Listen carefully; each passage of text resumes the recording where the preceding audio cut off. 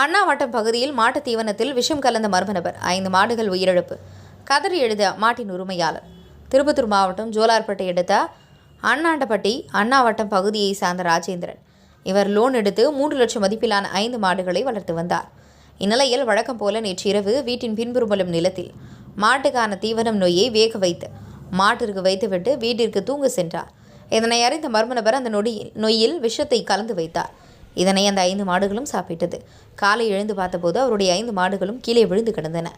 இதனை பார்த்து அதிர்ந்து போன ராஜேந்திரன் மருத்துவருக்கு தகவல் தெரிவித்தார். பின்னர் விரைந்து வந்து பரிசோதித்த மருத்துவர் மாடு ஏற்கனவே இறந்துவிட்டதாக தகவல் தெரிவித்தனர். இதுகுறித்து போலீசார் வழக்கு பதிவு செய்து விசாரணை மேற்கொண்டு வருகின்றனர். 5 மாடுகளை நம்பிதான் குடும்பத்தினர் பிழைப்பு நடத்தி வந்ததாகும். இனிமேல் வாழ்வாதாரத்திற்கு என்ன செய்ய போகிறேன் என மாட்டின் உரிமையாளர் கதறி எழுத சம்பவம் அனைவரையும் கண்கலங்க செய்தது. உங்கள் பகுதியில் உடனுக்குடன் முக்கிய செய்திகள் உங்கள் விரல் நுனியில் காண எங்கள் தவசி நியூஸ் 24 சேனலை காண தவறாதீர்கள். உங்கள் திருப்பத்தூர் மாவட்ட செய்தியாளர் சி. ரமேஷ்.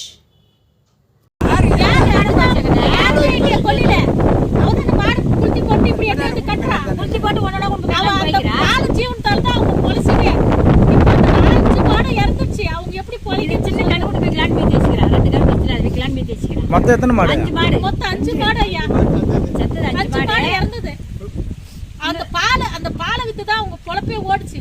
அவங்கள அந்த பாலால தான் அவங்க வயிறே போச்சு, குடும்பமே போச்சு. இப்ப அந்த மாடே இறந்துச்சு சாமி. எப்படி நாங்க பொழைக்கிறது சொல்லு? அவங்களோட வாழ்வாதாரமே போயிடுச்சு. இந்த மாட்டை நம்பி இருந்தாங்க. அந்த கிளி கால் ஓடிக்கிறா அவளே வர காலை உடஞ்சி ஒரு இடத்துல உட்காந்துக்கிறா. அந்த பையன் வர ஸ்கூல் படிச்சுட்டு காலை ஃபீஸ் கட்டணும், அதை சாப்பிடணும்.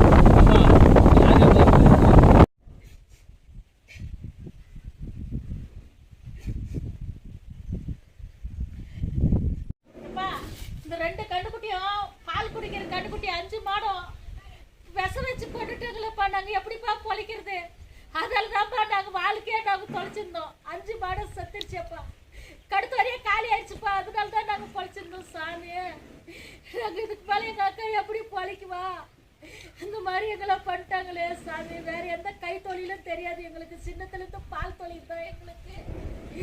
இந்த மாதிரி பண்ணிட்டாங்களப்பா, பண்ணிட்டாங்க.